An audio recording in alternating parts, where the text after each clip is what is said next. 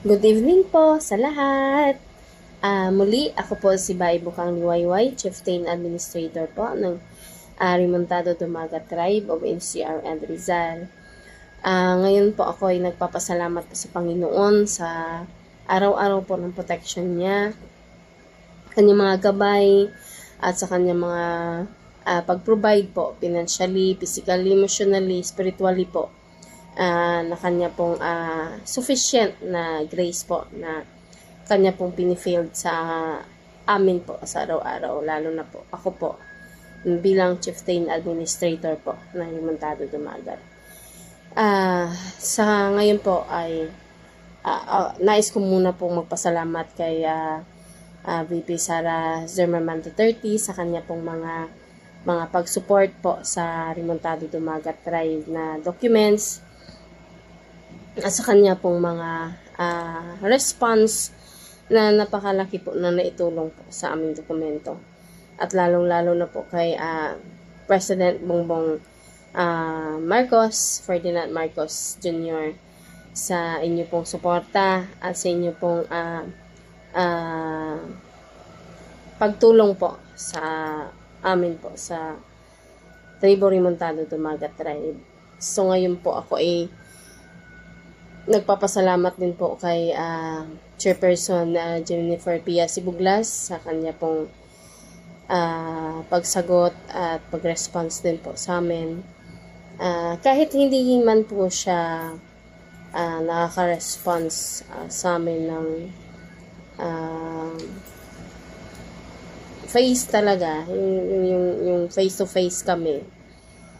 But I feel in my heart, deep in, na andyan po siya para suportahan po kami ng mga Tribo Remontado Dumagat. Kaya po ako'y nagpapasalamat po kay Chairperson Jennifer Pia Sibuglas at saka kay Ma'am Liza po sa kanyang mga pagtugon at pag-unawa at pakinig po sa amin sa araw-araw. Saka bawat tawag ko po ay sinasagot niya po ako, binibigyan niya po akong oras. Thank you po, Ma'am Liza. And also po, salamat din po sa gabay ngayon na binigay sa akin ng taga Penro, Calabarzon 4A, na 2022, nagsimula po ako ng assist nito sa kanila at napakahirap po ng sitwasyon namin noon. And pagka I remember it, every time I remember na kung paano po yung mga treatment po na ibinigay sa amin noon as a Tribo Remontado Dumagat ay napakahirap pong tanggalin at kalimutan po. Sa totoo lang. Kasi nung nag-umpisa kami sa kanila ng pag-usap, umalis po ako dyan sa department na talaga pong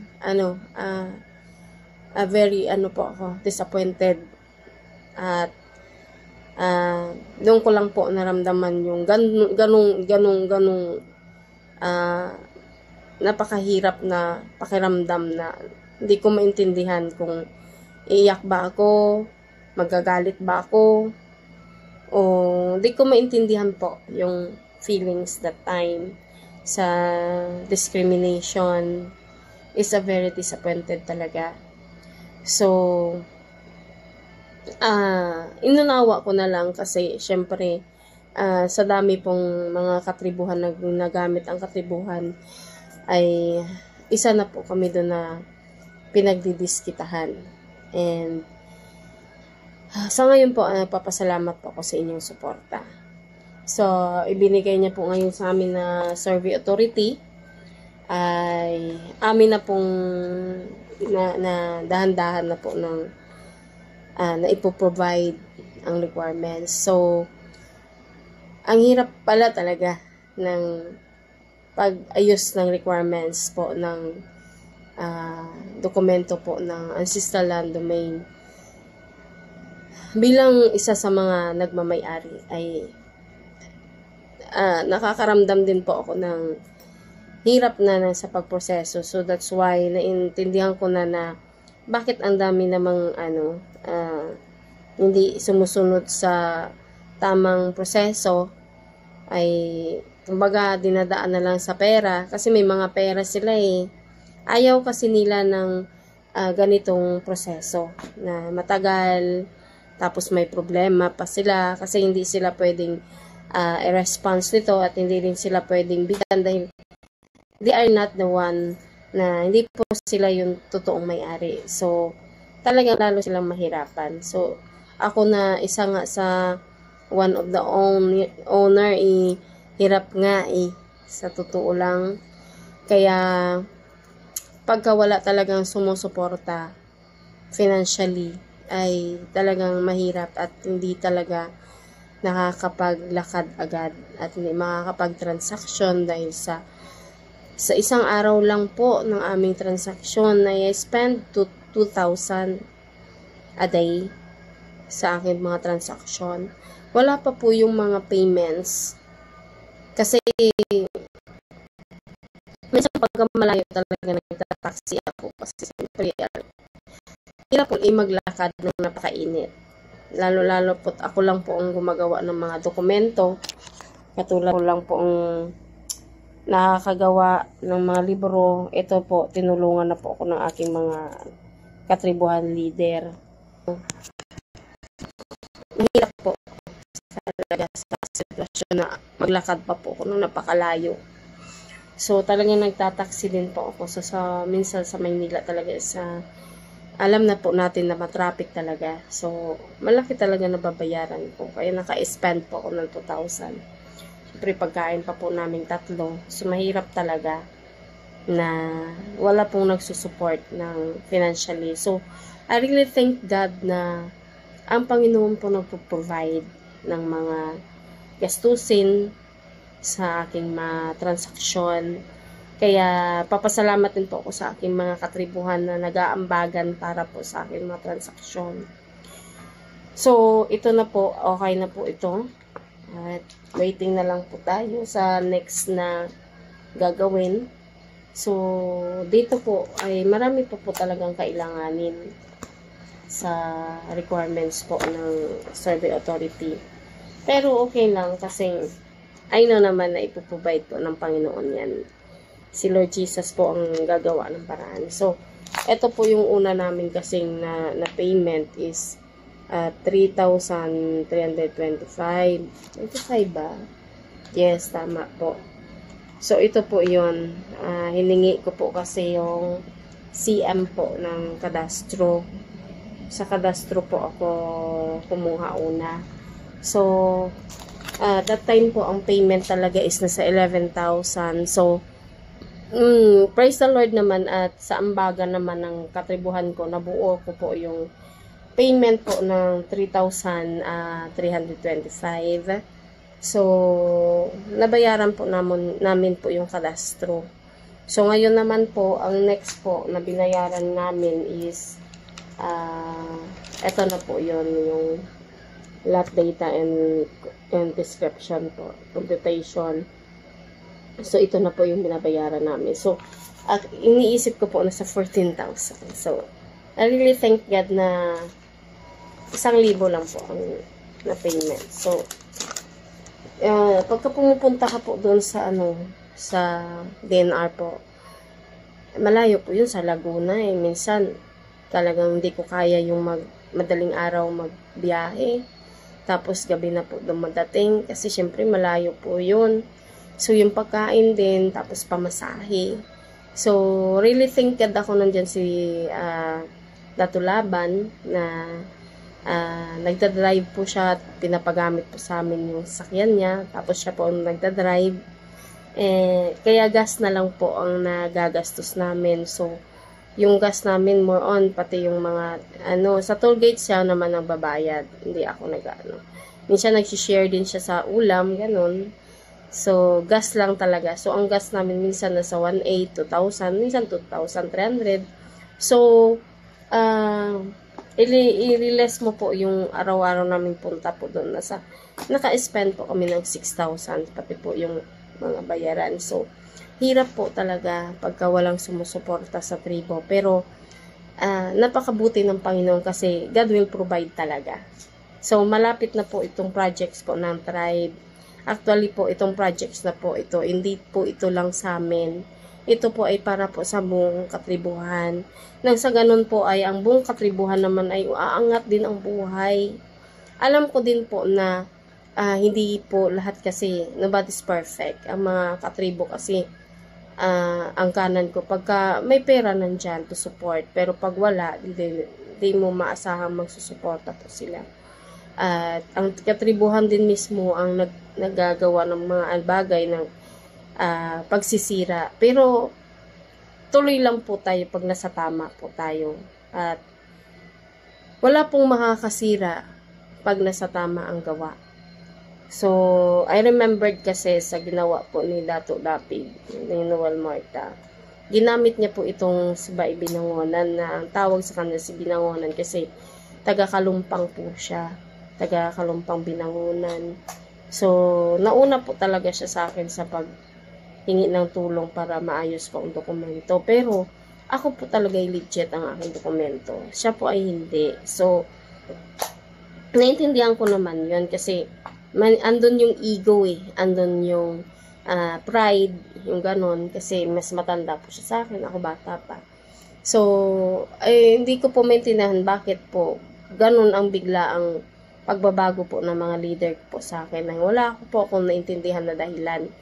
So, ngayon po, naintindihan ko na po dahil ang kanan ko din po ang nagsusumbong sa akin at the same time, may mga leader din po na tinawagan tong si Binangonan na tumawag daw po si Binangonan sa kanila at sinabi daw po na ako daw ay nagalit doon sa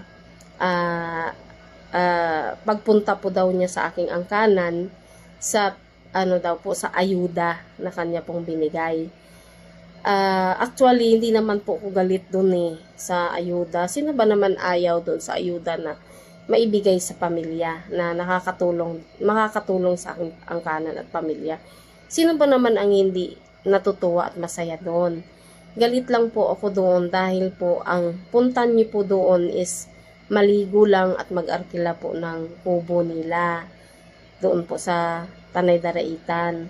Ngayon po, ang ginawa po ninyo, doon pa talaga kayo nag-arkila din talaga sa aking mga angkanan. After that, kinausap mo po ang aking mga katribo member, katribo ko po mga leader, mga elder ko. Tapos, kinausap mo na magpirma doon sa ayuda. Hiningi ko po hiningi ko po talaga yung papel na iniwan ninyo. So, nakita ko po ang pinapapirmahan ninyo na papel ay empty. Wala pong kalagay-lagay na pangalan kung kanino galing ang ayuda. Yun po, empty po yun. So, hindi po pwede na papirmahin mo po yung aking angkanan, lalo na mga signatory ko, sa isang papel na empty. Walang laman. Ngayon, yung aking mga elder leader ko din po at mga signatory ko, pasalamat din ako dahil sinunod din nila ako at pinakinggan din nila ako, hindi rin sila pumirma. At hiningian pa nila ng ID, Xerox, doon sa pipirma ng pangalan. Kailangan daw na yung ID daw na yon nakapangalan talaga doon sa inilagay na pangalan doon na pipirma. At ang utos pa ni Binangonan sa kanila na lahat daw ng aking pamilya ipapirmahin at kung anong nakapangalan yun pong ID na kukunin. At pinapahatid niya pa dito sa kanila sa Binangonan. So sabi ko, ganun? Doon ako nagalit na utusan mo na ihatid dyan ang isang papel na walang laman kung para saan yun, para papirmahin ang aking mga angkanan at ihatid pa sa'yo. So, ayuda, kung magkaroon man ng ayuda ang taga Binangonan, how much more ang Tanay at Daraitan? Wala po ba yun? Meron din yan. Hindi naman lang ang Binangonan lang Doon ako galit kasi galit ako kasi niluluko nyo pa rin ang aking angkanan. Nagluluko nyo pa rin ginagamit nyo pa rin sa sa mga pansarili ninyong nais. So, hindi ako galit dahil sa nabigyan sila. So, kung masama man akong ugali ko para sa inyo, pasensya na po, ito ako. Iyan kayo. So, ayoko lang po ng niluloko pa hanggang ngayon ng aking angkan at pamilya. Tama na po yung mga ganyan po na panluloko. Masyado pong klarong-klaro talaga yung inyong mga ginagawa. Ayuda, ang papel empty, walang nakalagay dyan kung galing saan ang ayuda, kay mayor, sa foundation, sa kanino po ba? Wala ang nakapangalan, empty yun. Kahit sino man ang magagalit. Palit po tayo ng sitwasyon, by Binangonan. Palit po tayo ng sitwasyon, Dato Dapig, Noel Marta. Pakilala nyo sa akin buong angkanan at pamilya nyo. Tapos pupuntahan ko ang buong angkanan at pamilya nyo. Tapos magdala ko ng kwento doon ng kasiraan para sa inyo. Pagkatapos papirmahin ko po lahat ng angkanan ninyo. Ano po yung mararamdaman nyo? Ha? Ano po ba yung mararamdaman nyo? Yun lang ang tanong ko. Ano po ba yung mararamdaman nyo? Matutuwa po ba kayo? Masaya po ba kayo? Sa ganung sitwasyon, magpapapirma po ako sa angkanan nyo ng empty na papel, walang laman. Tapos, hindi nyo pinaalam sa akin. Ang angkanan ko lang ang tumawag sa akin na may pumunta kayo at nagpapirma kayo ng ganito. Sino po bang hindi magagalit sa ganun? Alam ninyo ang aking nag-uusap tayo sa chat. Bakit hindi kayo nagsabi sa akin? Para malaman ko kung ano yung papirmahan ninyo. Nang sa ganun, alam ko kung tama o hindi. Kasi bakit nyo pupunta kayo doon tapos sisiraan nyo ako? Palit tayo ng posisyon. Palit tayo. Pakilala nyo lahat ng angkanan nyo sa akin din at pamilya nyo. Tapos pupuntahan ko, sisiraan ko kayo. Tapos magpapapirma ako sa buong angkanan nyo. Against sa inyo. Gagamitin ko against sa inyo. Kasi yan ang pakay nyo eh. Papirmahin nyo para gamitin yung perma ng aking angkanan para sirain ako. Sirain ninyo ako. Gamit ang aking mga perma ng aking angkanan. Sino ang natutuwa doon? Ngayon, naintindihan ko na kung ano na naman yung mga hukus-hukus ninyo para sirain ako. Alam nyo, ako po ay naging chieftain administrator po dahil sa pinili po ako ni Lord Jesus. Ang Diyos pong nagpili sa akin para dito. Kaya ginagampanan ko po ang isang obligasyon na batay po sa batas na hindi po ako makakompromise sa aking Panginoon. So, wala namang problema kung iiwanan ako ng lahat eh. Kasi tulad ng sinasabi nyo, iniiwanan ako lahat. Iniwanan ako ng attorney ko, iniwanan ako ng kasama kong isa, si Kaalam, si Dapig, iniwanan din ako ng lahat. Wala namang problema sa akin kahit sinong mang-iwan sa akin eh. Hanggat andyan ang Diyos at si Lord Jesus na gumagabay at patuloy na ako'y sinasamahan at tinutulungan. Walang problema sa akin kasi ang Panginoon naman nagbibigay eh. Kung sino yung nararapat na maging kasama ko, tutulong sa akin.